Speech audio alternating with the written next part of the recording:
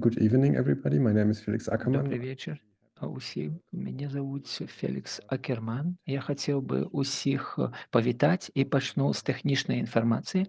Гэтая дыскусія будзе весціся на беларускай ангельскай мовах. У нас ёсць сінхронны пераклад, дзякуючы Алесе Лагвінцу і Вераніцы Мазуркевіч.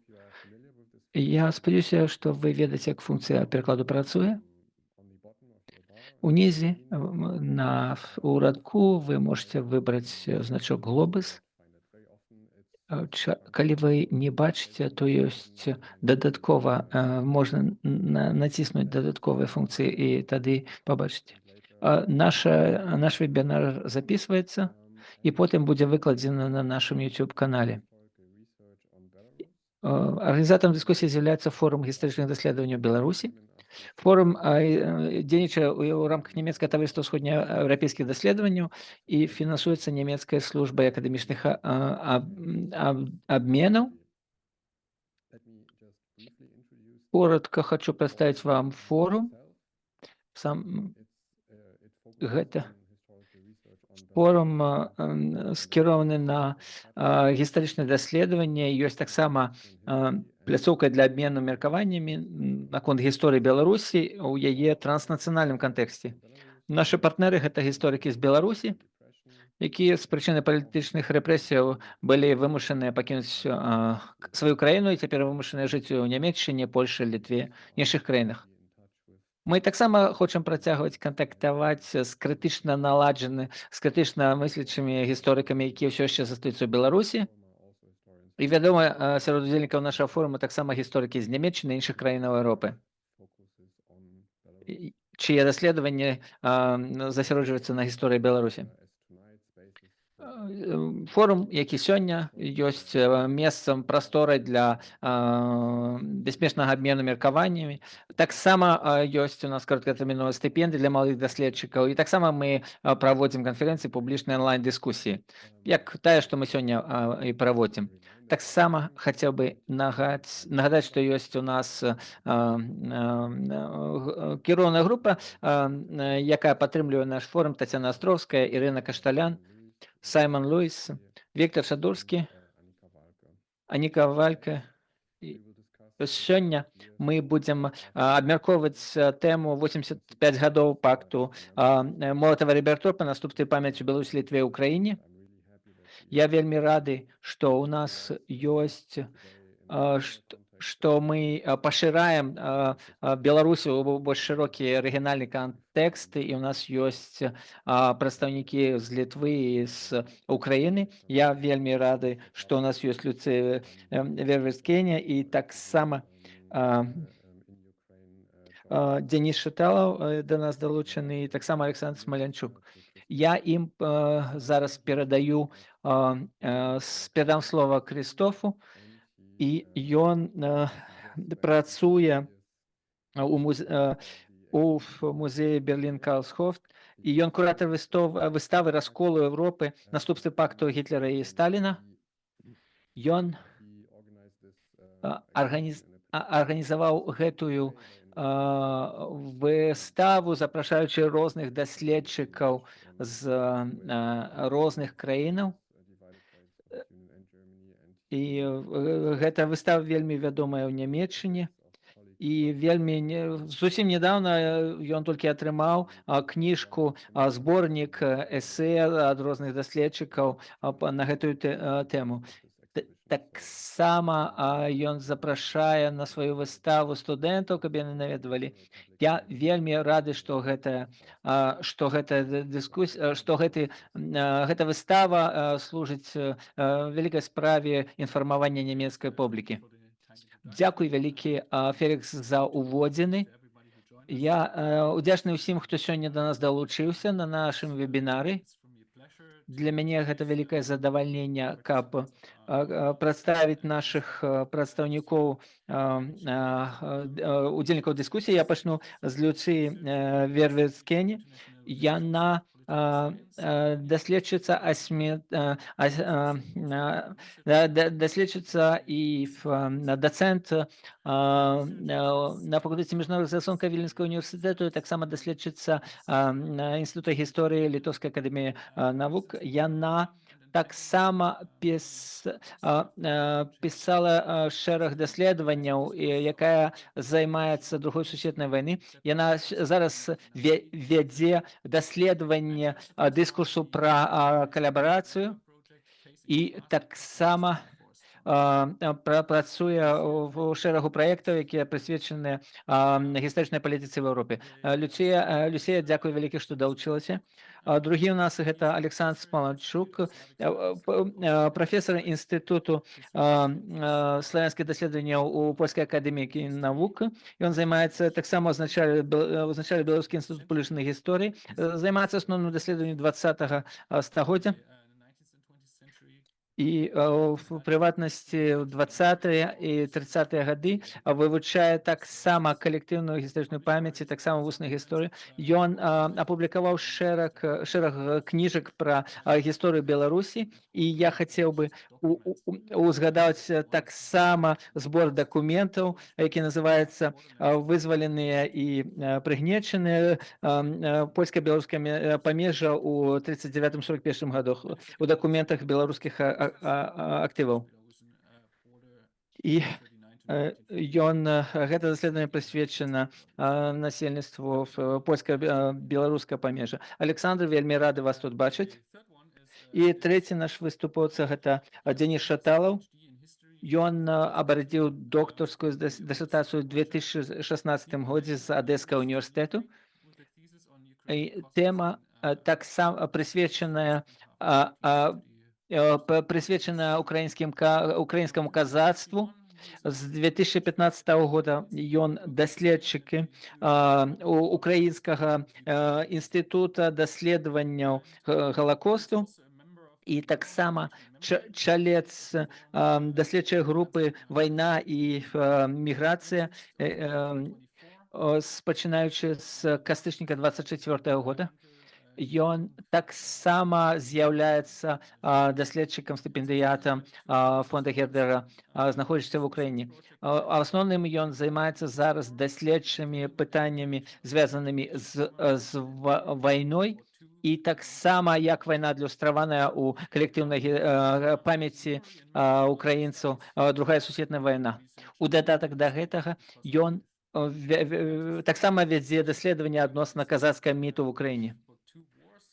І ён таксама вывучае пытанне, якім чынам успрымаецца в Украіне гісторыя другой сусветнай вайны адносна розных падыходаў, і ў прыватнасці таксама пытанне казацтва таксама. Дзякуй вялікі, Дзеніс, што далучыліся да нас. І зараз я хацеў папрасіць усіх трох даследчыкаў, каб яны зрабілі уводзіны адносна тых падзеяў, што адбыліся ў 39-41 годзе. І я хацеў, каб мы сапраўды маглі б абмеркаваць гістарычны кантэкст, каб потым перайсці да пытання гістарычнай памяці пра гэтыя падзеі ў сённяшнія дні у Беларусі, Літве і ва Ўкраіне. Такім чынам, я хацеў бы пачаць з Александра. Калі ласка, 5 хвілінаў максімальна уводзіны да тых падзеяў, што адбыліся у восені 39-го года у сённяшняй Беларусі. А потым тады гэта было Польша і Беларусь. Дякую, шановный Кристоф. Я только вначале хотел бы поправиться, я не возглавляю Институт публичной истории. Ну, я услышал так в белорусском переводе, будто бы я не возглавляю. Говоря о пакте Молотов-Риббентроп, сначала, может, от этой терминологии. В Беларуси так вот существует и доминирует термин пакт Молотов-Риббентроп. Но, наверное, если так подходить более исторически к этой проблеме, то следует говорить о пакте Гитлер-Сталин. Все-таки они были главными авторами этого документа. Ну и когда мы говорим о пакте Молотов-Риббентроп, в Беларуси, наверное, не только в Беларуси, мы обычно имеем в виду не сам документ, а имеем в виду тайный протокол и имеем в виду его наступство тайного протокола. што вот за этим тайным протоколом, якія наступствы все гэта мела. Для Беларусі, калі казаць пра Беларусі, то, канешне, это в першую чаргу трэба адзначыць, што пакт Молотова-Риббентроп, тайны протокол і агрессия Советского Союза 17 вересня 1939 года супраць Польши означало вступление Беларуси в Другую сусветную войну. Докладнее, не вступление Беларуси, а то, что Другая сусветная война пришла в Беларусь. Это, безумовно, трагичная падзея. Здаецца, по самых минимальных оценках Беларусь стратила приблизно 2 трохи больше за 2 миллиона человек. И эта падзея трагична для кожнай сям'і. Калі я асабіста і з калегамі праводзілі даследаванне уже в галіне вуснай гісторыі, то практычна не было сям'і, якая б не страціла кагосьці, у якой не было б сваёй уласнай трагічнай памяці пра гэтую вайну. Прычым тут гаворка ідзе не толькі пра ахвяр менавіта нямецкай акупацыі. Людзі прыгадвалі таксама ахвяр савецкіх рэпрэсій 1939-41 годов и пасляваенных, альбо 44-45 год. Все так больш складана было. Але адначасна трэба адзначыць, што ў выніку вот этой вайны, якая пачалася, уз'ядналіся беларускія землі. И 14 листопада 1939 года Верховная Рада БССР приняла Заходнюю Беларусь в склад БССР. И территория БССР повеличилась приблизно на 100 тысяч квадратных километров. Колькость насельніцтва выросла на 4 миллиона 700 тысяч человек. Что такое. Ну и треба сказать, что потом была корректировка тых межаў уже в 1945 году. Ну, але сённяшняя Республика Беларусь фактично існуе ў межах той БССР. И тут можно казаць про пэўны позитив. Ну, можно казаць про позитив, калі мы просто будем адрозніваць, можа, гісторыю дзяржавы ад гісторыі нацыянальнай, ад гісторыі народа. Бо вельмі важны момант, які асабліва сёння папросту ігнаруецца. Сам кантэкст. Як адбылося гэтае ўз'яднанне? Якія наступствы яно мела? І калі вось пра гэта пачынаеш думаць, глядзець дакументы альбо прыгадваць матэрыялы вуснай гісторыі, то зноў вось аказваешся в сітуацыі трагізма, абсалютнага трагізму. Это зноў жа вось у першую чаргу, калі людзі прыгадваюць тыя гады, экспедыцыі мы праводзілі з 2011 по 2017 год, то згадвалі рэпрэсіі, конечно.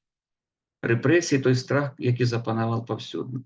Сімвалам гэтых рэпрэсій у Беларусі застаюцца курапаты.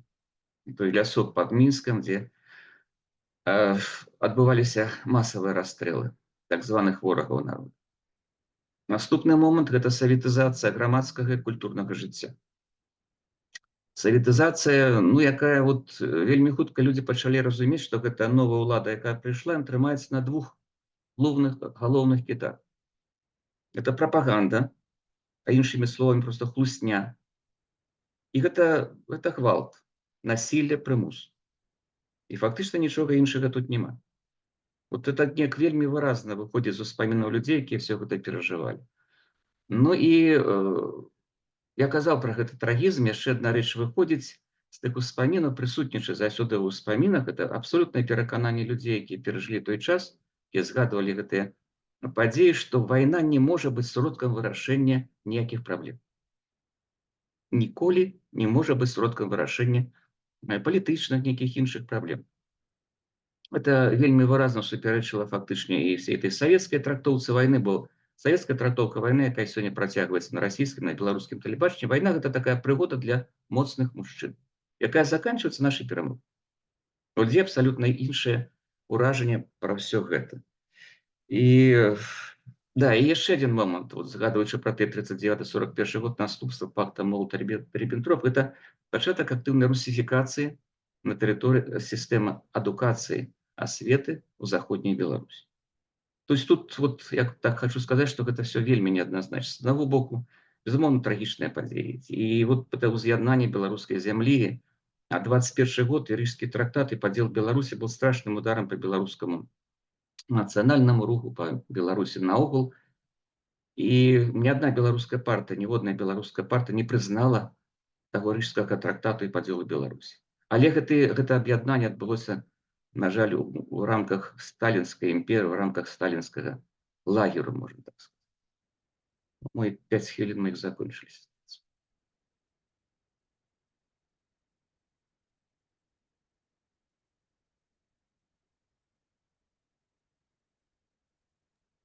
Thank you so much. Дякую вялікі, Александр. Магчыма, варта было мне зрабіць кароткія ўводзіны. 1 верасня, 23 жніўня нямецкі рэйх і Савецкі Саюз падпісалі пакт, які называўся пакт Молотава-Ріббентропа, і пазней, праз тыдзень, нямецкая армія напала на Польшчу, і 2 тыдні пазней Савецкі Саюз зрабіў наступ на тэрыторыю Польшчы. І вось тое, што Александр сказаў, што адбылося аб'яднанне Беларусі. І то бок заходняя Беларусь была дадзеная у БССР, і таксама заходняя Украіна была далучаная да Украінскай ССР. І зараз я хацеў бы звярнуцца да Дениса, ці гэтае аб'яднанне было важнае для Украіны, і што да чаго яно прывяло? Ці гэта паўплывала на тое, як у Украіне гэта ўспрымаецца? Але найперш давайте застанемся на ўзроўні гістарычных фактаў. Скажыце, што адбылося на ўзроўні Украіны у той час? І принагідно одразу дякую організаторам за такий їх експеримент, щоб сьогодні, крім білоруської і англійської, звучала також українська мова. Ось, що стосується українського контексту пакту Молотова-Ріббентропа та подій, що за ним послідували, вони, в принципі, близькі до білоруських. Тобто 1 вересня війна, Друга світова, приходить і на землі України. В цей ж день вже бомбардують, Люфтваффе бомбардує українські міста, а українці, які були у складі війська польського, вони приймають бій. Здається, близько 120 тисяч українців на той момент проходили службу або були резервістами польського війська. Ось, ну, а далі, так, 17 вересня і Український фронт, Радянський Український фронт, да, стратегічне об'єднання, сформоване на території України, і знову-таки в ньому був великий відсоток етнічних українців і інших мешканців українських земель, мобілізованих до цих резервних дивізій. Вони переходять в наступ, фактично без спротиву займають визначені сферу радянських інтересів, і за цим слідує та ж сама історія зі скликанням народних зборів в Західній Україні і добровільним входженням, так би мовити, до складу Радянського Союзу.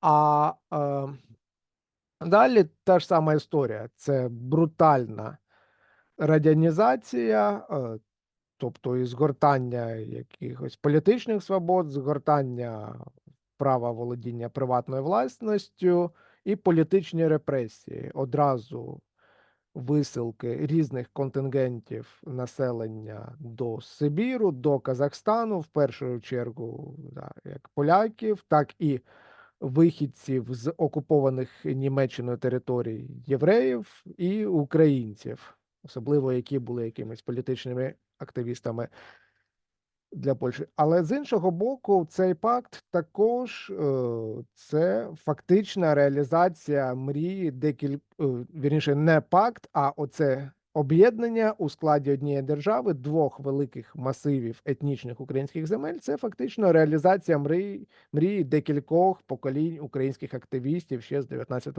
століття, які про це мріяли. Хоча навряд чи вони уявляли, що це відбудеться у такій формі. Ось. І одразу, мабуть, маю додати ще інший наслідок, що в українському випадку продовження да, освоєння Радянським Союзом земель у власній сфері інтересів у червні 40-го року відбулося із анексією належних тоді Румунії Бессарабії та Північної Буковини. Тобто, якщо Північна Буковина – це теж етнічні українські землі, то Бессарабія – це фактично сучасна Молдова. І оцей наслідок для України, він у більшості випадків зараз виключений, я б сказав, з повсякденного сприйняття і з такого широкого національного наративу, що власне внаслідок адміністративних реформ радянських перестала існувати на той момент Молдавська Автономна Радянська Республіка у складі України. Натомість разом з анексованими землями вони утворили Молдавську Радянську Соціалістичну Республіку. Ось. Якщо коротко, мабуть, основне я сказав. Дякую.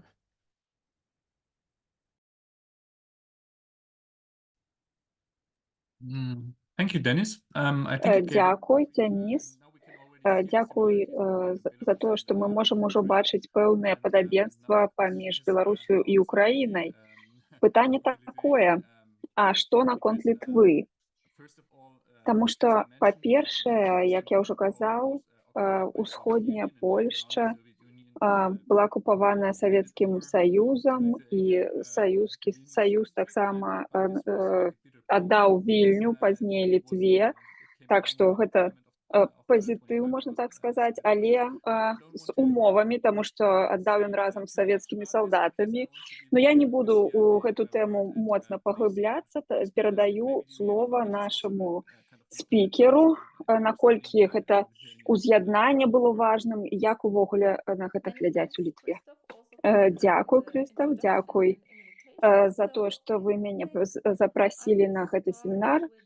Я пачну з дат. Некаторыя з гэтых дат ужо узгадвалі. І так, калі мы кажам пра пакт Гітлера-Сталіна або пакт Молатава-Ріббентропа, як мы яго называем у Літве, тыя падзеі, якія адбыліся пасля і пачатак вайны паміж Савецкім Саюзам і Германіяй, акупацыі, савецкая акупацыя, нямецкая акупацыя Літвы. Вельмі важна гаварыць тут пра даты. Многія падзеі адбываліся вельмі хутка адна за адной. Пакт Молатава-Ріббентропа і яго сакрэтны пратакол, вельмі важная частка гэтага пакта, вельмі важная частка для многіх краін. У прынцыпе,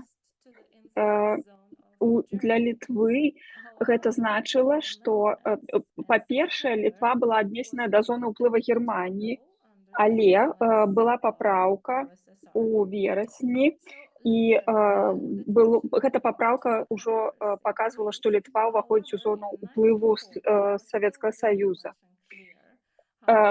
Тым не менш, у 1940-м было яшчэ не зусім зразумела, як будзе выглядаць будучыня Літвы. І, канешне, маючы на ўвазе, што ішла вайна ў гэты час. Што было за найбольш драматычнай падзеяй для Літвы, і абсалютна змянілася сітуацыя, калі СССР зрабіў ультыматум для літоўскага ўрада у 1940 годзе, і гэты ультыматум прымусіў ўрад Літвы, незалежнай Літвы, падпарадкавацца. Перад тым, як літоўскі ўрад прыняў гэты ультыматум, напярэдадні яны абмяркоўвалі, што ж рабіць, ці варта супрацьстаяць або прыняць гэты ультыматум. І, канешне, калі ўлічваць, што баланс сіл быў няроўны, тым не менш, міністры ў кабінеце міністраў цяжка ім было прыйсці да адзінага рашэння, но ў прынцыпе яны прынялі гэты ультыматум, і выбраны прэзідэнт практычна адразу ж падпарадкаваўся ультыматуму. І мы ведаем, што знакамітыя літоўскія палітыкі былі часткай гэтага ўрада, новага ўрада, які быў утвораны. Канешне, памянялася ўсё, свабода слова была абмежаваная, пачаліся арышты палітыкаў і крок за крокам пачаліся рэпрэсіі.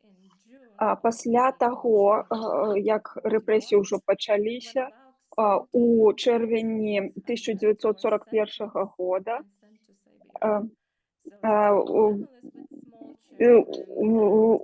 гучна з сем'ямі, малымі дзецьмі палітычныя лідары былі пасланыя ў Сібір, высланыя ў Сібір. І такім чынам эліты ў Літве, палітычныя эліты, культурная інтэлігенцыя, бізнесоўцы, важная складная частка грамадзянскай супольнасці, яны пацярпелі ад гэтага. Можна ўзгадаць і каталіцкую супольнасць таксама. Зноў жа, час. Толькі праз тыдзень пасля таго, як быў падпісаны, пасля гэтай высылкі пачалася нямецкая акупацыя.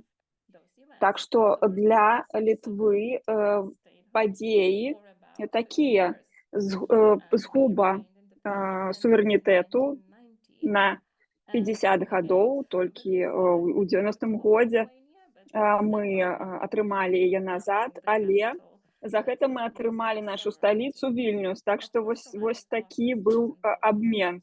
Было тое, што мы згубілі, было тое, што мы атрымалі.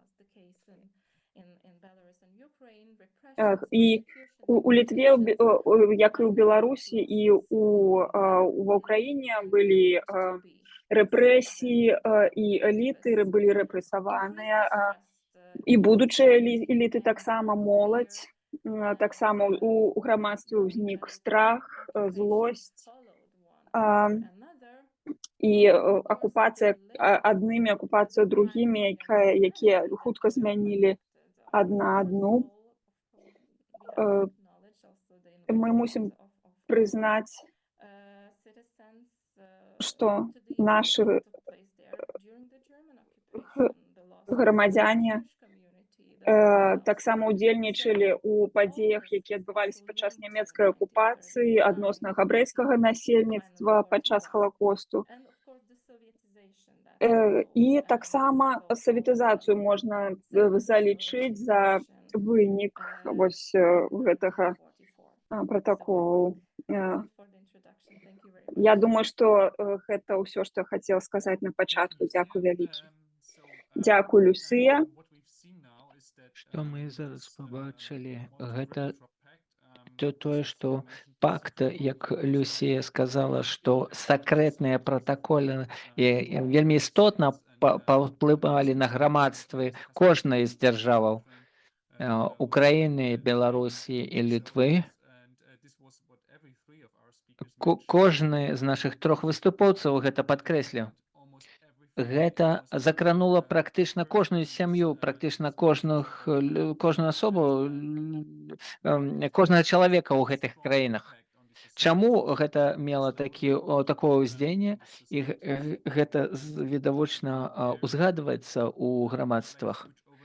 І зараз я хацеў бы перайсці ад гістарычных фактаў да памяці, асабліва пасля 91-го года, калі кожная з гэтых краін атрымала свой суверэнітэт і магла развіваць свой шлях, якім чынам узгадваць, шанаваць гэтыя падзеі, узгадваць і мець памяць пра гэтыя ідэі. Якім чынам памяць пра гэта пасля сканчэння пасля распаду Савецкага Саюза, як розныя групы ўзгадвалі гэта? Ці калі можаце, таксама можаце гаварыць таксама пра палітыку гістарычнай памяці, якія могуць адрознівацца таксама крыху ад публічнага ўзгадвання, публічнай памяці адносна гэтага. Таксама памятаеце, што 23 жніўня 89 года на 50-ю гадавіну адбыўся Балтыйскі шлях ад Вільні да Талліна. І я хацеў бы пачаць з Літвы. Як гэта зараз пасля 91-го года ўзгадваецца гэтыя падзеі?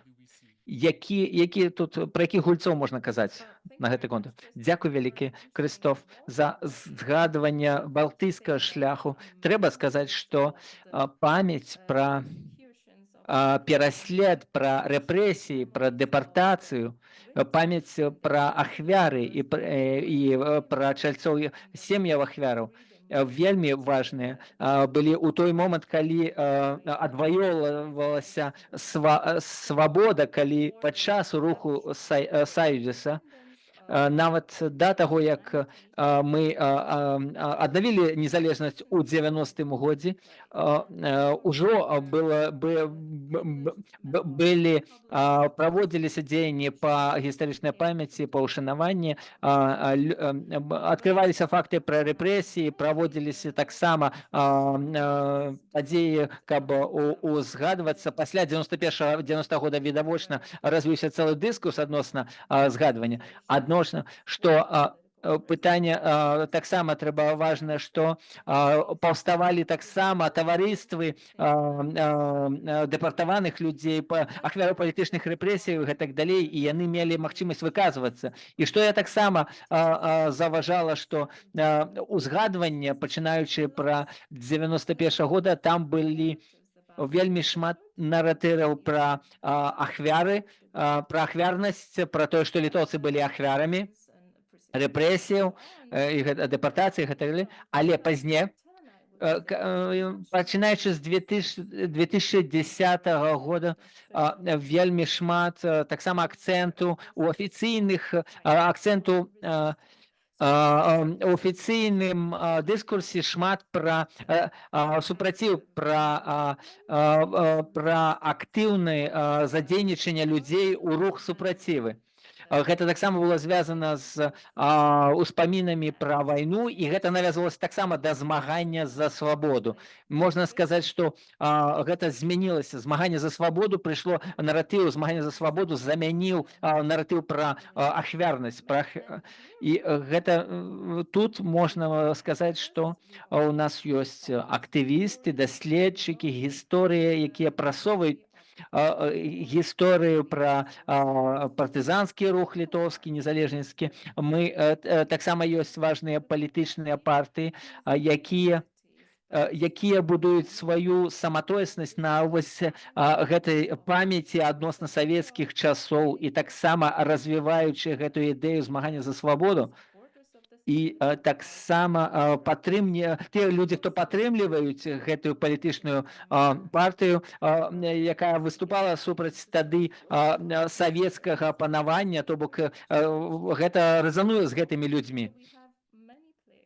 То бок у нас шмат гульцоў на гэты конт. То бок, першае, то бок у нас з аднаго боку размова ішла, як я сказала, пра ахвяраў, а другое пра змагароў за свабоду. Калі коротка. Дзякуй за кароткі гэты агляд. Я зараз хацеў бы звярнуцца да Дзяніса. Магчыма, гэта крышку па-іншаму ва ўкраіне. Пасля першае дзесяцігоддзя пасля распаду Савецкага Саюза і потым што адбылося. Калі ласка, Дзяніс, раскажыце пра украінскі выпадак. Так, український випадок, він трохи інший. Чому? Бо більш потужною була радянська ностальгія, особливо якщо ми кажемо про цю, ну, умовно, східну частину України, ту частину, яка була в складі Радянського Союзу ще з 20-х років. І бо, ну, звісно, що пакт Молотова-Ріббентропа ще з часів перебудови був однією з тем, коли йшлося про розкриття радянських злочинів, що радянський режим співпрацював з Гітлером і таке інше, але насправді це не було, скажімо так, не зачіпало велику кількість населення, хто б це сприймав, бо мейнстрімним ну, було сприйняття історії Другої світової війни ще крізь радянський фреймворк, тобто Велика Вітчизняна війна, де українці разом з іншими народами Радянського Союзу воювали проти нацистської Німеччини, вірніше навіть фашистської, за тодішньою термінологією. Тобто такий героїчний наратив, да, і що Німеччина віроломно порушила пакт про ненапад 22 червня 41-го року. Ось, тобто, так, але в Західній Україні там інша історія, бо те, що вже казав і пан Олесь, і пані Люція, особистий досвід репресій, які послідували за приєднанням, і, ну, власне, зміна буття всього регіону, вона, звісно, пам'яталася в перспективі всього 50 років. Але теж, як мені видається, важливо, що тут, ну, пам'ять людей, вона не фокусувалася виключно на подіях 39-го року, бо доволі складна історія регіону, боротьба Української повстанської армії, боротьба організації українських націоналістів, вони ж тривали фактично до початку 50-х років, і в такому сенсі, ось те, як називається в місцевій традиції перші совіти, да, перша радянізація, а другі совіти це вже 44-й рік, вони відносно таке маргінальне місце грали. Набагато більше тема пакту Молотова-Ріббентропа вже актуалізувалася після подій 2014 року, але я так розумію, це далі буде в нас ще привід обговорити. Так, і що сказати? Ну, і в принципі, поступово йшло таке, якби, наростання критики, да, до 2014 року все одно відбувалася якась поступова трансформація цього радянського фреймворку. І, наприклад, в шкільних підручниках воно йшлося приблизно так, що пакт Молотова-Ріббентропа і таємний протокол до нього – це, звісно, брутальний зговор двох агресорів, які порушили всі права, поділили Європу і розпочали Другу світову війну, але зате цей договір дозволив ось об'єднати українські землі, тобто теж однозначно, якби, було формальне засудження, але одночасно ось вписували в такий український контекст, пізніше це змінилося. Ну, це я гадаю, ми потім поговоримо. Thank you very much. As we Дякую велике. Як ми чули раніше, то бок частки Білорусі і України, яны больш-менш аднолькавую мелі гісторыю, факты развіваліся там. Александр, хотел бы у вас спытацца, ці гэта таксама адлюстроўваецца у памяці людзей, ці тое ж самае і гістарычнай палітыцы, ці тое ж самае было ў Беларусі, як у Украіне, ці былі адрозненні паміж палітыкай Беларусі і Украіны? Спадар Денис прыгадаў першых і другіх саветаў. Я таксама хочу, можа, з гэтага пачаць, бо в адной з размоў са сведкамі гісторыі, якія згадвалі першых і другіх саветаў, я запытаў, якія саветы былі лепшымі. І пачуў вельмі цікавы адказ. Першыя саветы былі лепшымі, бо хутка зніклі, а другія прыйшлі і засталіся. Калі сур'ёзна казаць, то, можа, тут варта пачаць з савецкай нарацыі. Что такое в советской нарации, в советской идеологии 39 год, верасень 39 года? Ну, мы ведаем, что там попросту адмаўлялі існаванне тайнага протокола. Сцвярджалі, што гэта фальсіфікацыі, ніякага тайного протокола ніколі не было. А 17 верасня, ну, в беларускай савецкай нарацыі гэта быў вызваленчы паход чырвонай арміі, якая вызваляла беларусаў, вызваляла ад польскага прыгнёта і ратавала іх ад нямецкіх акупантаў.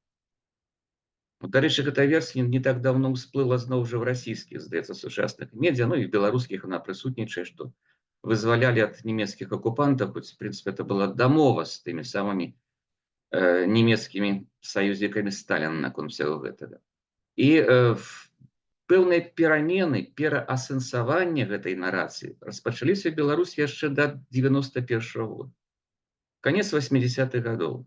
Перабудова, з'яўляецца літаратура, становіцца, наогул, згадваючы тыя часы, я трохі старэйшы за маіх калегаў, то памятаю, просто гэта была такая свабода, якой не было нават, ну, можна параўнаць Рэспубліку Беларусь пачатку 90-х гадоў. То есть свобода мыслення, свобода слова, можна паказаць, зразумела, мы шмат чаго не ведалі. Не было яшчэ тых кніг, не было доступа да дакументаў, але папросту можна было ўжо думаць і можна было выказваць гэтыя думкі. 91 год з'яўляюцца першыя беларускія падручнікі, падручнікі Рэспублікі Беларусь. І в гэтых падручніках азначаўся тайны протокол. Азначалася, што ён паўплываў на прыспешыў пачатак Другой сусветнай вайны. Але 17 верасня неяк выглядала асобна. Вот 17 верасня выглядала все ж таки так пазітыўна выглядала 17 верасня, і аўтары падручнікаў звычайна пісалі, што вот вельмі добра, што з'ядналася Беларусь, і адным радком згадвалі, ну, былі рэпрэсіі, і там была такая дзіўная фармуліроўка: недасканаласць камандна-адміністратыўнай сістэмы. Ну, кіраўніцтва была кепская на месцах. І все. Но тым не менш, пачатак 90-х гадоў гэта была такая час такой пабудовы беларускай нарацыі. Тут, калі казаць пра культурную памяць, першую чаргу трэба казаць, это была гістарычная палітыка, якая імкнулася да пэўнага асэнсавання тых падзеяў, да іх асэнсавання. Но аднак 94 год прыйшоў, выбары прэзідэнта.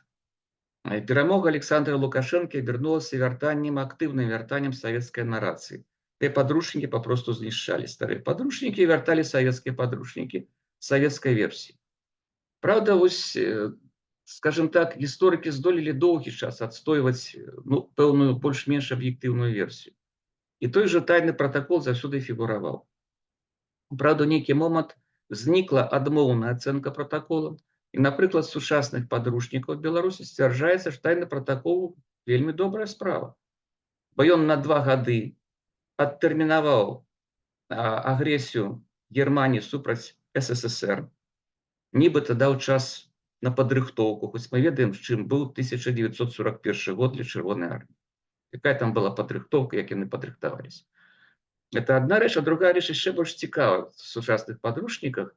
Там написано, што меў пазітыўнае, добрае значэнне меў гэты тайны протокол, таму што ён размежаваў у Европе сферы ўплыву Германии и Советского Союза. То есть, разумеете, за гэтым стаіць меркаванне. Аўтары лічаць, што Германия и Советский Союз мелі поўнае права падзяліць Европу. Это вот так в сучасных беларускіх падручніках, на жаль. Што датычыць альтэрнатыўнай гістарычнай палітыкі, ці, скажем так, меркавання грамадства беларускага, то тут таксама все неадназначна, бо зараз там не той час, калі дыскусіі могуць у Беларусі разгортвацца. Канец усіх дыскусій, все дыскусіі памерлі. Але 2009 год, і гэта было 70-годдзе уз'яднання Беларусі і ўсіх тых падзеяў, пачатку Другой сусветнай вайны, даволі бурныя дыскусіі былі ў Беларусі сярод грамадства, як это все ацэньваць. І две такія, скажем, две канцэпцыі дамінавалі ў тых дыскусіях. Першая канцэпцыя, якая где люди стояли просто на позиции важности гісторыі дзяржавы. Неважно, як адбылося уз'яднанне, неважныя кантэксты, важно, што Беларусь уз'ядналася. Кропка на гэта. Все астатнія рэчы не важны. І іншая, дзе спрабавалі просто, і аўтары, я таксама фактычна далучыўся да іншай гэтай канцэпцыі я падтрымліваў, што тут вельмі важна проста якраз менавіта гэты кантэкст. Не гісторыя дзяржавы гэта адно, ёсць гісторыя нацыянальная, гісторыя народу ёсць. Чым для людзей было гэта ўз'яднанне? І не можна гэтыя нацыянальныя каштоўнасці, ці дзяржаўныя каштоўнасці, так скажам, разводзіць, ну, яны не павінны супярэчыць агульначалавечым каштоўнасцям. Калі вайна гэта зло, рэпрэсіі гэта зло, так і трэба пра гэта казаць. То есть, ну, да гэтага часу, мне здаецца, у беларускім грамадстве, незалежным грамадстве, калі так казаць, вось эта спрэчка не закончана. І вельмі кепска. Калі б мы ў свой час, у канцы 80-х, на пачатку 90-х гадоў зразумелі, што адбылося з заходняй Беларусі, і чым быў той савецкі рэжым Беларусі, які там вызваляў іх і так далей, можа, мы не перажывалі бы сёння тое, што перажываем сёння. І калі яшчэ маю хвілінку, камунікатыўная памяць. Вось тое, чым я займаўся, як уже, ну, праводзячы экспедыцыі па вуснай гісторыі. Тут зусім іншая, конечно, была версія. Это камунікатыўная памяць людзей, то есть памяць пакаленняў, сямейная памяць. Яна абсалютна не стыкавалася з тым, што казалі па тэлебачанню, што пісалі ў падручніках. Вось, это была памяць пра трагедыю. Нават калі і згадывалі там у нейкі момант людзі, што да, вот шла Чырвоная армія, шлі, там казалі, рускія шлі, звычайна, это чамусьці быў тэрмін рускія, і сустракалі з кветкамі, то вельмі хутка гэтыя кветкі знікалі. І, ну, як вот аналізуючы тыя ўспаміны, якія я чуў, аналізаваў, запісваў, прыблізна 2 месяцы. І абсалютна змяніліся адносіны да новай улады. 2 месяцы пачалі чакаць, спадзявацца, што можа гэта ўлада зменіцца. І нават пры тым, што адносіны беларусаў да польскай улады былі даволі варожыя. Хоць вот я падтрымаю пана Дениса, 120 тысяч украінцаў у войску польскім, 70 тысяч беларусаў у войску польскім. 1 верасня 1939 года абаранялі Польшу. Но тым не менш, адносіны былі даволі складаныя, беларуска-польскія адносіны. Але нават у тых успамінах з'яўляецца такая надзея, што можа палякі вернуцца. Ну і прыходзіць 41 год, лета 41 года, і ўлада мяняецца. Толькі не палякі вяртаюцца, а прыходзяць нямецкія войскі. Пачынаецца зусім іншая, яшчэ больш трагічная гісторыя Беларусі. Ну, я уже там перабраў толькі час.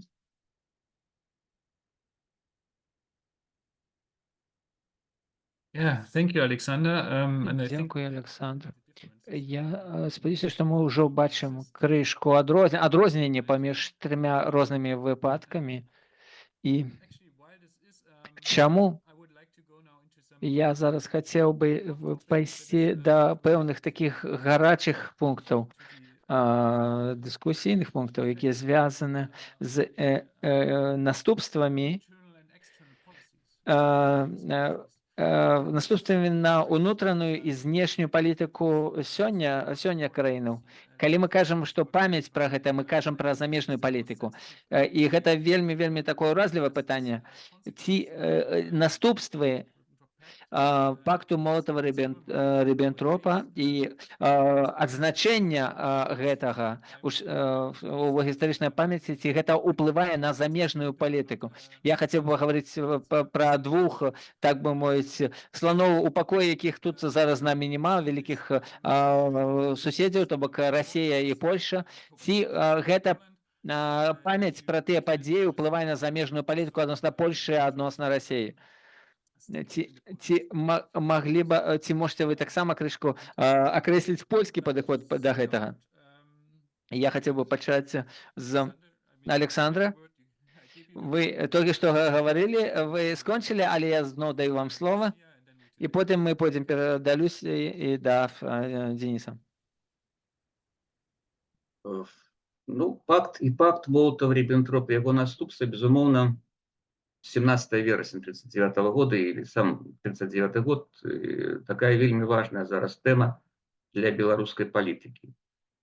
У чэрвені, 37 чэрвеня 2021 года, 3 гады таму, Александр Лукашенко падпісаў указ пра новае свята ў Беларусі, Дзень народнага адзінства, якое адзначаецца 17 верасня штогод адзначаецца. Вот уже 3 раза адзначалі гэта. І аналізуючи те, що відбувається в цей день, можна виразно сказати, що ось це свято робить Польщу ворогом номер один. Ну, наогул, воно має такий виразний антипольський, антизаходній вогонь, наогул характер. І трохи тут, я думаю, списали, белорусские политики списали это свято с Дня народного единства в России. Там оно означается 4 листопада и привязано до подеи 1612 года, когда там дружины Минина и Пожарского вызволяли Москву от войск Речи Посполитой. И так само антипольские, антизаходные. И тут зробили то же самое. И вот эта помпезность, кожный год там, ну, великие гроши на это идут, уже 3 годы. И держава все робить, как это свято зробить сёння одним з асноўных. Ну, есть 2 сёння свята хіба. И найбольш помпезна в Беларуси означаются. Это 9 мая, як День перамоги Советского Союза над нацистской Германией, причем союзники СССР совершенно не згадываются. И вот этот день, День народного единства. Означається. Тобто це, ну, виразно присутніше сьогодні у політиці, впливає на політику ті події 85-годової давнини. Ось, що дотичить, як це сприймається людьми, то тяжко сказати, тому що ніхто таких зрозумілих соціологічних опитань не проводив. Ну, з таких ніяких моїх особистих контактів, з того, що я читаю, я бачу, що просто от всяка та антипольська риторика, вона мало доходить до людей. Мало доходит до людей, и з больших это просто ось, ну, такое примусовое свято в Беларуси. Ну, треба, вот начальники сказали, пошли, там вот нечто адзначаюць. Ну, насамрэч, все ж таки, ну, яшчэ з Беларусі застаецца такая пэўная самастойнасць мыслення шмат у каго. Альбо інерцыя мыслення. І даволі абшырныя контакты з польскім бокам на такім асабістым узроўні. Шматлікія поездки в Польшу, там, знаёмыя, сябры, сваякі, і тут вот, до конца гэта вся гэта ідэалагічная кампанія антипольская не дзейнічае, не перамагае. Безумоўна, она мае вельмі адмоўнае значэнне. Ну і у тыле гэтым, скажем, на другім плане тут, конечно, прысутнічае Россия. Я уже казаў пра гэта расійскі дзень народнага адзінства. І ну, у трактоўцы там, здаецца, Расіі-то няма, но але прысутнічае там, конечно, Сталін, які вось менавіта ён асабіста з'яднаў Беларусь там і камуністычная партыя, і весь Советский Союз, як такая великая советская Россия, это все, конечно, прысутнічае. І, на жаль, вось, ну, гэтыя падзеі, так, скажем так, такое, ну, вельмі кепскае вот мерапрыемства, якое псуе адносіны і спрабуе сапсаваць адносіны, беларуска-польскія адносіны.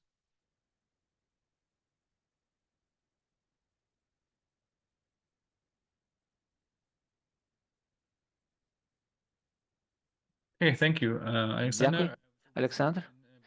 Так, мы бачым, што у Беларусі гэтая памяць вельмі палітызавана выкарыстоўваецца.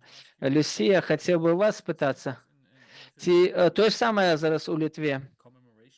Ці гэта палітыка гістарычнай памяці выкарыстоўваецца для ўнутранай і палітычнай палітыкі зараз, унутранай і знешняй палітыкі зараз? Ці гэта ўсё ж такі больш пытанне, звязанае з грамадзянскай супольнасці?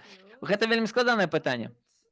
Я хотела бы сказать, я бы сказала, что, может, я перескочу крышку до цяперашніх падзеяў, до Украины, але нават до анексіі Крыму, гэта мела ўплыў адносна таго, як гістарычная памяць выкарыстоўваецца у дзяржаўнай палітыцы, у дзяржаўнай саматойснай палітыкі і ў дзяржаўнай знешняй палітыцы. Вось тут мы назіраем моцную повязь паміж гістарычнай памяці і бяспекай. То ў дадзеным выпадку размова не ідзе пра пакт Молотава-Ріббентропа, але тут больш згадкі пра партызанскі рух з 1944 по 1953 год. Гэта супраціў супраць расійскай акупацыі. І гэта разглядалася і разглядаецца памяць пра гэта як мішень для расійскай прапаганды. Вось, то бок Расія з 2014 года вядзе такую інфармацыйную вайну, і ёсць такое усведамленне, што памяць пра тыя падзеі павінна быць абароненай. То бок таксама ёсць усё большая повязь паміж гістарычнай памяццю і бяспекай. Нам трэба супраціўляцца, нам трэба ўсё рабіць, каб змагацца супраць гэта ціску ў інфармацыйнай вайне з боку Расіі. То бок, калі прапаганда закранае такія ўразлівыя пункты ў грамадстве адносна тых людзей, якія змагаліся, і там былі спрэчныя моманты іхных паводзінаў, але сувязь паміж гістарычнай памяццю і бяспекай, можна сказаць, была усталяваная, узнікла пачынаючы з 2014 года. А зараз хацеў бы вярнуцца да пытання стасункаў з Польшай і з Расіяй. Адносна Польшы. Палітычныя эліты і Польші, Літвы, і нават розныя грамадскія арганізацыі, яны ўсё робяць для таго, каб зменшыць гістарычную напружанасць адносна пытання Вільні, віленскага краю, які належаў у міжваенны перыяд Польшы, а потым быў вернуты Літве. Яны спрабуюць зменшыць, палегчыць гэтую напружанасць. І гэта паспрыяла моцным узаемадачыненням паміж Польшай і Літвой дзеля таго, каб змагацца супраць супольных пагрозаў з усходу. І гэтае супрацоўніцтва становіцца мацнейшым. Відавочна, была напруга пэўная, былі пытання адносна польскай меншасці ў Літве, таксама пытанне адносна таго, як Польша фінансуе польскія школы ў Літве, і таксама пытання цеснага супрацоўніцтва гэтых школаў з польскімі грамадствам. Гэта важна, мы разумеем, што гэта важна для Польші. Але мне падаецца, што гістарычная напружанасць трэнней моцна не ўплывае на стасункі паміж Польшай і Літвой. А ў той жа час, калі мы кажам пра Расію, гэта нашмат больш складаней. То бок былі менш напружаныя стасункі пасля 91 года з Расіяй, але ўсё ж такі зараз стасункі даволі складаныя ўсё адно застаюцца. І вось гэта повязь існуе тут паміж гістарычнай памяццю і бяспекай, пагрозы бяспекі з боку Расіі. Гэта працягвае заставацца складаным пытаннем. А ў той жа час я скажу, што таксама гэта дае пэўныя падставы для таго, каб аб'яднаць краіну, каб далей развіваць адмысловую саматоеснасць нашай краіны, якая змагалася, якая выстаяла і цяпер таксама павінна гэта зрабіць. Дзякуй, Люсія, дзякуй за гэтага меркавання. Цяпер Дзеніс, вы сутыкаецеся з агрэсіяй з боку Расіі, і вы, напэўна, гэта усведамляеце і бачыце. Тым не менш, з майго пункту гледжання, мне здаецца, што больш моцная сувязь з Польшчай Украіны з'яўляецца за гэтай агрэсіі. Можа быць, это толькі ў мяне такое ўражанне складваецца. Калі ласка, можа быць, вы можаце мне адказаць. З моєї перспективи, взагалі, якщо казати ось про пакт Молотова-Ріббентропа і його вплив на міжнародну політику, то мені видається, що у випадку з Польщею він мало впливає на україно-польські якісь відносини. Тобто Україна на офіційному рівні визнає та засуджує брутальний поділ Польщі, але, звісно, тут є такий, як би сказати, чутливий момент, що поділ то відбувся за рахунок тих земель, які зараз входять до складу України, але цей нюанс просто якби ігнорується. Навіть сучасні ось останніх тижнів події показують, що в україно-польських відносинах у випадку історії набагато важливіше значення відіграє історія українського націоналізму, історія Української повстанської армії і, зокрема, події на Волині в 1943 році. Те, що в Україні називається Волинською трагедією, а в польській традиції Rzeź Волинська, Волинська різанина, тобто масові етнічні чистки поляків, які також супроводжувалися етнічними чистками українців, і також важливі, хоча на офіційному рівні про це менше говориться, депортації повоєнні етнічних українців на території Польщі, які відбувалися. Ось, тобто, мені видається так. Ну, а щодо російської перспективи, то з 2014 року Україна, ну, власне, скажімо так, Росія в історичній перспективі, що на побутовому рівні зараз, що на рівні історичної політики якоїсь централізованої, вона асоціюється з Радянським Союзом, і тобто всіляко у різних аспектах підкреслюються злочини, злочинна диктаторська сутність сталінського режиму, що автоматично екстраполюється на сучасний путінський режим, і тема пакту Молотова-Ріббентропа, вона теж обігрувалася, ну, в тому числі, щоб впливати, до речі, не тільки на якийсь міжнародний рівень, але і на свідомість власного населення, бо ну, це не тайна, що в 2014 році, коли розпочалася перша стадія, тоді ще такої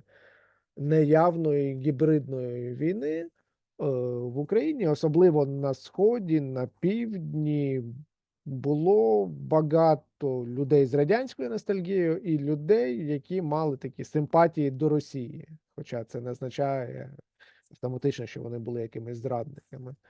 І ось це в тому числі, ну, як не знаю сказати так, трошки метафорично, історичне перевиховання, що ось дивіться, які злочини чинив Радянський Союз, який він був поганий, і це, ну, якщо трошки означає, що і Росія, як його наступник, теж погана, за це відповідає, і що ці симпатії мають кудись щезнути. Ну і в принципі, можна сказати, що це вдалося, і я тут маю на увазі і те, що зараз ми бачимо у трансформації сприйняття минулого українцями, що оце ототожнення Росії з Радянським Союзом, воно вплинуло і завдяки українській державній політиці пам'яті, і, звісно, завдяки подіям війни.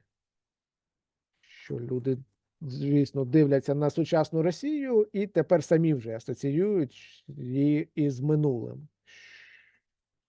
Екстраполюють сучасну ситуацію на минуле і уявляють злочини, які відбувалися тоді. І відповідальність покладають, звісно, на Кремль і Москву.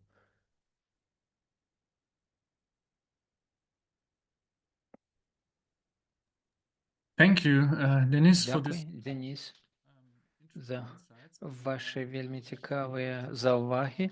Хотів би заохотити усіх наших удільників вебінару писати ваші питання у секції питання і відкази Q&A. Але перед тим, як ми будемо відказувати на їх, хотів би задати ще одне питання нашим виступовцям. Я хотів би вернуться до гэтай культури гістарычнай памяці і да крыніцаў.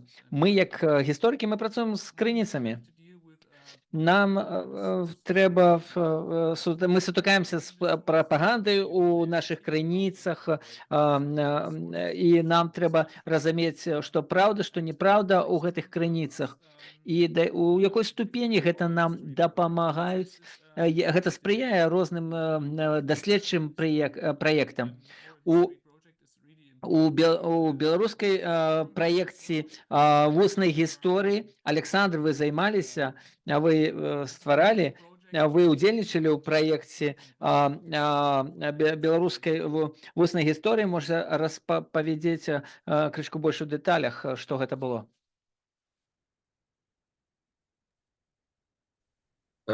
Беларускі архів, онлайн-архів вуснай гісторыі, які быў створаны ў 2011 годзе. Ну, фактычна я праводзіў даследаванне вуснай гісторыі яшчэ раней. з канца 90-х гадоў 20-го стагоддзя. І гаворачы пра гэтыя крыніцы, уже так пра крыніцы і пра архіў буду казаць, моя кніжка, прысвечаная вось пераменам 39-41 года, вызваленыя і заняволеныя, пабудаваны пераважна на дакументах, архіўных дакументах, дакументы архіва нацыянальнага нацыянальнага архіва Рэспублікі Беларусь і архіва грамадскіх арганізацый. І там ёсць дакументы, якія можна аналізаваць. Это все дакументы абсалютна урадавыя дакументы. Праблема ў тым, што мы маем доступ толькі да дакументаў урада. Дакументах савецкіх чыноўнікаў, савецкай адміністрацыі з адпаведнай трактоўкай таго, што там адбывалася. І тут трэба, канешне, даследчыку трэба захоўваць дыстанцыю да гэтых дакументаў. Крытычнае стаўленне і дыстанцыю. І, напрыклад, мне ў гэтым аналізе вельмі дапамог вопыт вуснай гісторыі. Бо вусная гісторыя, тут няма такіх, тут цяжка прэтэндаваць, і нават не варта там шукаць нейкія дакладныя факты у тых устных успамінах людзей. Але там ёсць ацэнка падзеяў, што вельмі важна. І магу так агульна казаць пра тыя ўспаміны, якія мы записывалі, і мои калегі з архіва вуснай гісторыі записывалі на працягу некалькіх гадоў, што ўспаміны пра першых саветаў, яны все абсалютна антысавецкія. Пры гэтым людзі не ўсведамляюць гэтага. Яны жывуць у такой рэчаіснасці, бо это савецкі лад на Беларусі па сённяшні дзень працягваецца. І просто это вот такая нармальная жыццё. Пачынаеш аналізаваць, разумееш, што гэта вот жыццё чалавека, які абсалютна не мае праў.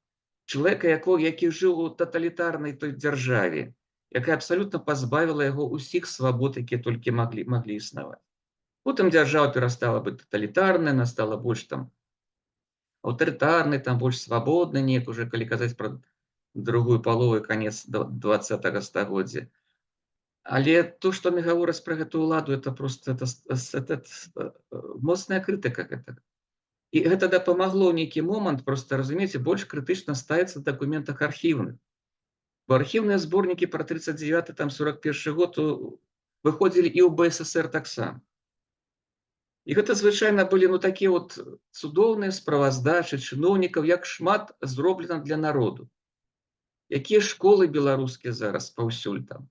Як шчасліва жывуць людзі, як яны як сяляне атрымалі зямлю і гэтак далей. А вот размаўляеш з людзьмі, разумееш, так, сялянам далі зямлю у восень 39-го года. А потым пачалі забіраць усё і заганяць у калгасы. Да, стварылі беларускія школы. Оказывается, у 40-м годзе уже эти беларускія школы пачалі пераводзіць на расійскую мову. Ну і такі факт, які найбольш нас уразіў у першых экспедыцыях, бо пра гэта ніяк не пісалася. І асабліва тады так я уже не працаваў так шмат у архівах беларускіх. Гэта сітуацыя з уз'яднаннем. Вось 14 лістапада 39-го года Верховный Совет БССР прымае рашэнне пра далучэнне Заходняй Беларусі да БССР. Беларусь уз'ядналася. Но але цікава, што ўвесь час да нямецкага наступу захоўвалася старая рыжская мяжа. Там знаходзіліся савецкія памежнікі.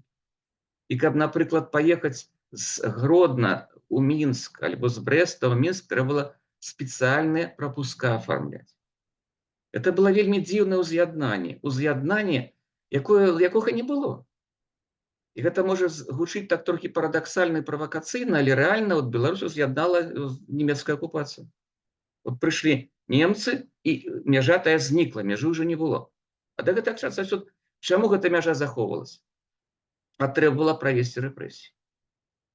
Трэба было проста падрыхтаваць. Лягчэй было праводзіць рэпрэсіі, калі там проста эту заходнюю Беларусь зрабілі такое абмежаванне нейкай зонай лагернай папросту.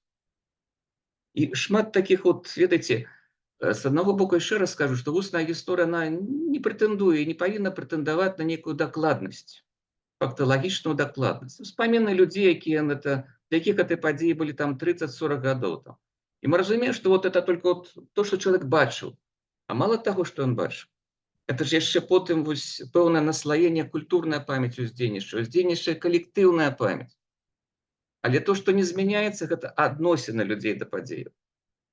І заканчиваючи такі моменти, знаєш, які, мені подається, найбільш важливі у наших експедиціях, баданнях теренових, експедиціях по усній історії, це абсолютно антивоєнний характер успомин.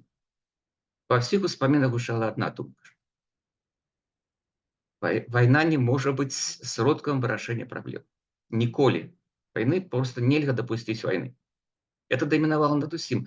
При том, что весь советский час, да и позднее весь час шла такая, видите, такая просоветская агитация за войну, потому что каждая война будет победоносная. Какая проблема? Войну почнем и переможем. Там даешь Берлин и іншие такие речи казали. А вот память людей, это нет, тут ніяк на их этой идеологии не денешь. Не может быть войны, не повинна быть войны.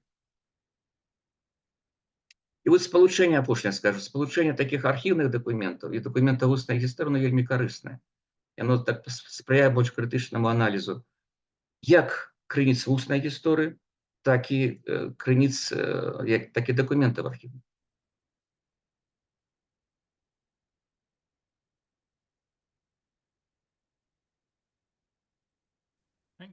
Дзякуй вялікі, Александр. Гэта вельмі важна, каб улічваць гэта, што не толькі ёсць запісы якісьці ў архівах, але ёсць рэчы, якія таксама з'яўляюцца ў нашых даследаваннях. У Дзяніса я хацеў бы таксама, звяртаючись да вас, праз зараз Украіна знаходіцца пад рэгулярнымі атакамі з боку расійскай арміі,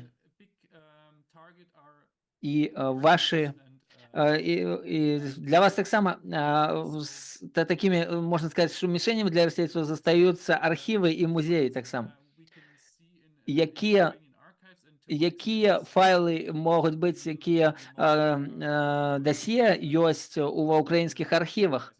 І што робіцца дзеля таго, каб яны станавіліся лічбавымі і даступнымі для замежнікаў? Гэта пытанне не напрост звязана з тэмай сённяшняй дыскусіі, але гэта проста пытанне, каб лепш зразумець сённяшнюю Україну. Я палічу патрэбна задаць гэта пытанне. Видається, що це один з наслідків війни, що українські архіви і музейні колекції, до речі, також, в тому числі за допомоги європейських партнерів, зараз з 22-го року стали на порядок активніше діджиталізуватися, переводитися в електронну форму і розміщуватися в вільному доступі. Ну і у аспекті, якщо ми кажемо про наслідки пакту, в принципі, українські архіви радянських спецслужб, ті, які зберігаються на території України, вони були відносно відкриті для дослідників ще з часів президентства Ющенка, тобто з середини 2000-х років. Масово публікувалися збірки, і, до речі, ось цікаві збірки, в тому числі політдонесень Міністерства державної безпеки, де наводилися оці всі вислови солдат українців, і не тільки українців, росіян, білорусів, які брали участь у так званому визвольному поході, і дивувалися, що люди там, на території Західної України, живуть набагато краще, ніж у самому Радянському Союзі. Ось. Плюс зараз активно публікуються, в тому числі на сайтах регіональних архівів, наприклад, кримінальні справи на репресованих якраз після 1939 року, я маю на увазі. Львівський архів, Волинський архів, вільний доступ до Центрального архіву Служби безпеки України, тобто він успадкував фактично справи КГБ. Ось, і, в принципі, будь-який дослідник, це я з особистого досвіду кажу, він може написати туди запит і просто безкоштовно за місяць десь отримати копію справи на репресовану особу або копію інших документів, якщо вони наявні в цьому архіві. Тобто, ну, але, звісно, проблема, що це в Україні доступний тільки регіональний рівень, тобто обласних або колишнього управління там Держбезпеки або інших органів Української Радянської Соціалістичної Республіки, але багато того, що могло б пролити світло на події в Україні, воно зберігається в Москві. Ну, я сподіваюся, все ж таки стане колись доступне, але не зараз, це очевидно.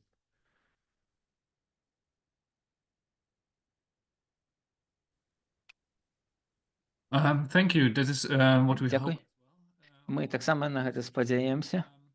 Усе як даследнікі. Зараз хацеў бы звярнуцца да пытанняў, якія задаюцца. Некаторыя з іх не звязаныя з тымі тэмамі, якія мы сёння абмяркоўваем, але, магчыма, Люсі, я хацеў бы задаць пытанне адносна гісторыі балтыйскага шляху. То бок гэта падзея, якая ўжо адбылася 35 год таму, у якой ступені сёння грамадства ў Літве спасылаюцца на іх, і як яно інтэрпрэтуецца, ці гэта аднаўленне незалежнасці, і ці гэта згадваецца, напрыклад, у 23 жніўня адзначаецца страта незалежнасці, але тым не менш, вось як успрымаецца 23 жніўня ў Літве? Дякую вялікі за гэта пытанне. Думаю, што можна звярнуць увагу некалькі аспектаў. Па-першае, гэта сімвал яднання. Сімвал яднання людзей не толькі ў Літве, але ва ўсіх 3 балтійскіх краінах. Сімвал яднання, які больш адносіцца да жадання волі і аднаўлення незалежнасці, чым да згубы гэтай незалежнасці. Гэта пазітыўны сімвал, сімвал яднання, сімвал надзеі. Як мінімум, мы гэта можам бачыць па тых падзеях, святкаваннях, якія адбываюцца. Зноў жа, яднання, сіла, супрацьстаянне, а таксама яднанне перад тварам небяспекі, той небяспекі, якую мы бачым сёння. Я думаю, што гэта вельмі важна, і што гэта застанецца вось такім сімвалам многа дзесяцігоддзяў, пазітыўным сімвалам з пазітыўным значэннем. Яднання супраць агрэсіі, супраць агрэсіі ў гісторыі і цяперашняй. Дзякуй. Пытанне ад Віктара Шадурскага. Магчыма, яно адрасавана ўсім спікерам. Калі б нацысцкая Германія без эканамічнай падтрымкі з боку Савецкага Саюза, ці змаглі б яны атакаваць Еўропу у 39-40 годзе і Савецкі Саюз у 41-м? Можа быць, як гісторыкі вы маглі б адказаць на гэта пытанне? Насправді, мені видається, що могла, і це, але одразу обумовлюю, що українською є таке поняття неофіційне, як битологія, тобто what if logic. Тобто, але ми просто бачимо, що після припинення радянської допомоги в 41-му році Німеччина продовжила вести війну проти всієї Європи плюс Радянського Союзу. Тобто, а військові кампанії 39-41 року, вони мали, порівняно з подальшими подіями, доволі обмежений масштаб. Ось, це з одного боку. З іншого, одразу зізнаюся, я не вивчав це питання детально, але колись зустрічав інформацію, що насправді у Вермахту вже після 2 тижнів польської кампанії, тобто напередодні вступу Радянського Союзу у війну проти Польщі, вже вичерпувалися запаси авіабомб та снарядів. Це, в принципі, та ж сама ситуація, яку ми бачимо з сучасної війни, що запаси боєприпасів вичерпуються набагато швидше, ніж це планують генерали. І, тобто, що насправді якісь проблеми в теорії могли розпочатися у Німеччині ще у боротьбі проти Польщі, і можливо, Бліцкріг би і не вдався. Але це, я повторюся, таке питання з розряду «а що б якби?» І точної відповіді навряд чи ми знайдемо. Я хотел бы додать, что мне падаецца, што больш важным для Германии в яе поспехах супраць вайне супраць Англии и Франции было папросту вот сам пакт Молотова-Риббентроп. Была гарантыя, што она не будзе ваяваць на два фронты. Это было больш важна, чым там дапамога. Цяжка казаць, якія памеры той дапамогі былі. Я не валодаю такой інфармацыяй, але думаю, што больш важны быў палітычны аспект. Другого фронта не будзе. Немцы ж пасля Першай сусветнай вайны жылі с этим кошмаром войны на два фронта. А пакт Молотова-Риббентроп позбавил этого кошмара.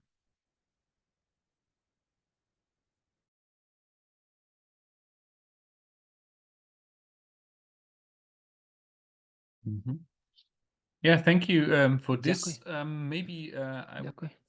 in the chat we Махчима. don't have any У чаті more questions. у нас больше не But бачно питання. you, Я хотів би у Люсія у вас запитатися, Олександр і Денис. Може, у вас є питання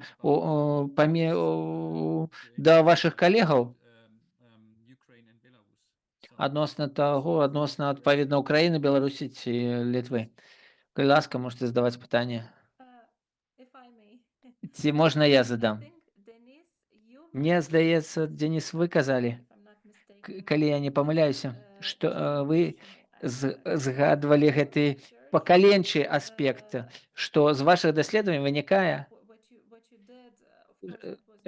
што гэта да вайны вы рабілі даследаванне, што ці вы праводзілі якісьці інтэрв'ю з маладзейшымі пакаленнямі, ці сямейныя інтэрв'ю вы рабілі, дзе былі таксама прысутныя і старэйшыя, малодшыя пакаленні, і дзе старэйшае пакаленне дзеліцца сваімі меркаваннямі, таксама моладзь, якая не ведае савецкую мінулую, таксама распавядае пра сваё ўспрыманне. Ці былі у вас такія дадзеныя адносна бачанняў, стаўленняў маладзейшае пакаленне да мінуўшчыны, да гісторыі? Thank you very much. Мені видається, пан Алець більше б відповів, бо в нього більш заглиблений проєкт. Я, ті мої інтерв'ю, які я робив з 22-го року, вони фокусувалися більше на, скажімо так, на пам'яті про Другу світову, як вона реактуалізується під впливом сучасної війни і особистого досвіду. Ось. І, звісно, тут теж відчуваються трішки поколінські відмінності в тому сенсі, що люди постарше, вони, звісно, під більшим впливом радянських якихось міфологем, але з іншого боку, і це теж мені видається показовим, що і у них відчувається глибока така зміна, відкидання радянських міфів і прийняття тих фреймворків сприйняття війни, які просувалися з 2014 року на рівні офіційної державної політики пам'яті.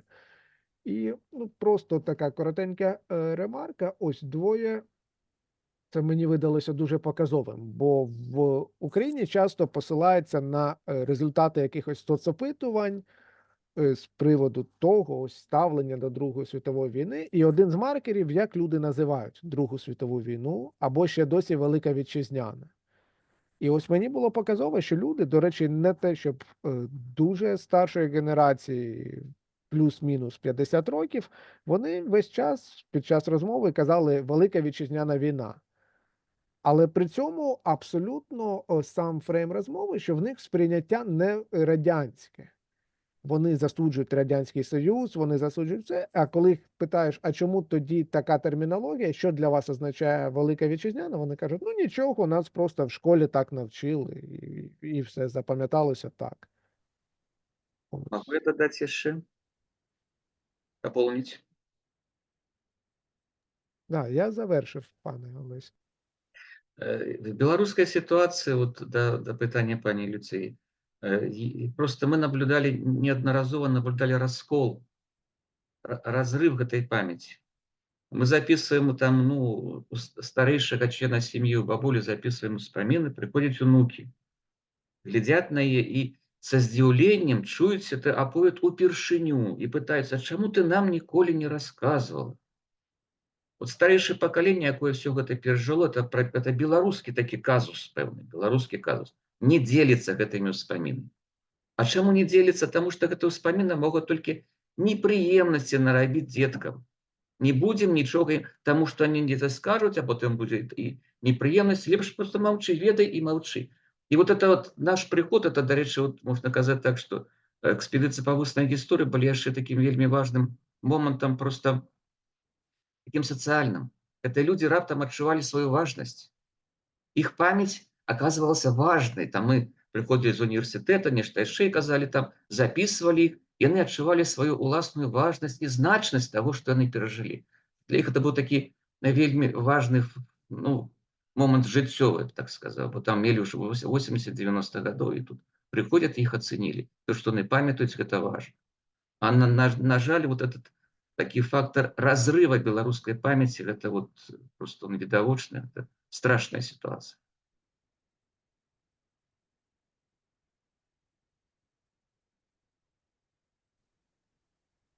Yeah, thank you for this Дякую. interacting discussion. Дякую вялікі за вашу інтэрактыўную дыскусію паміж вами. Мы пераходзім да яшчэ адной тэмы ў нашай дыскусіі. Мы ўжо заканчиваецца наш час. Мы абмежавалі наш вебінар 90 хвілінамі. Калі няма дадатковых пытанняў, я на гэтай ноце скончу нашу дыскусію. Хацеў бы сказаць, што мы разгледзелі шмат пытанняў, шмат аспектаў, розныя бачанні падзеяў тагачасных у 39-м, 40-м, 41-м, як гэта ўзгадваецца сёння і як раней узгадвалася, які ўплыў гэта мае на сённяшняе грамадства, на палітыку, і таксама які ўплыў гэта мае на розныя часткі ў грамадстве. Мне падаецца, што гэта была вельмі добры вельмі добрая такая экскурсія, вандроўка па розных гэтых пытаннях. Я спадзяюся, што мы можам працягнуць гэтую дыскусію і спадзяюся, што калісьці атрымаецца нават асабіста гэта зрабіць. Хацеў бы зараз падзякаваць усім удзельнікам, нашым выступоўцам, Денису, Александру, Люсіі за ваши вельмі цікавыя, вельмі натхняльныя выступы і ідэі. Хацеў бы таксама падзякаваць, таксама хацеў бы падзяліць форум гістарычных даследаванняў Беларусі, Алесю і Елізавету за арганізацыю сённяшняга вебінару. І вялікія падзякі таксама, як заўсёды, нашым перакладчыкам. Без іх немагчыма было б нам дыскутаваць. Дзякуй вялікі абодвум перакладчыкам. Вы нам вельмі моцна памаглі ў нашым узаемаразуменні. Гэта колькі слоў з майго боку. Александр, вы хацелі штосьці сказаць? Калі не? Хацеў таксама падзякаваць за арганізацыю гэтай дыскусіі. Мне падаецца, она вельмі важна. Я спачатку так толькі здзіўляўся, чаму няма палякаў. А потым зразумеў, што вот Украіна, Беларусь і Літва, тут ёсць вот тое, што іх яднае. Это такая неадназначная, больше адназначная ацэнка. У нас вот ёсць такая неадназначнасць, это вельмі цікава для аналізу і для просто разумення той гісторыі.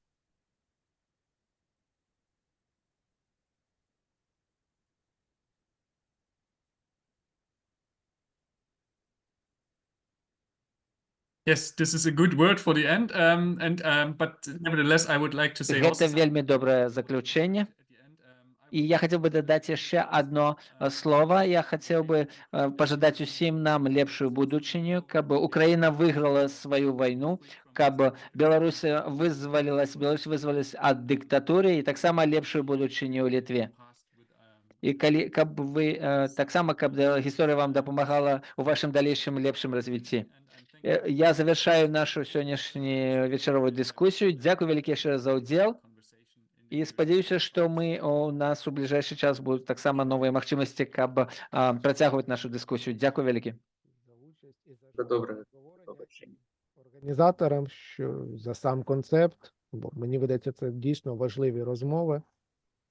І сподіваюся, що ми будемо їх продовжувати, і що дійсно незабаром буде можливо і зустрічатися наживо і в Україні без ризику для всіх учасників, і в Мінську та інших містах Білорусі, не лякаючись, що всіх заарештує КГБ.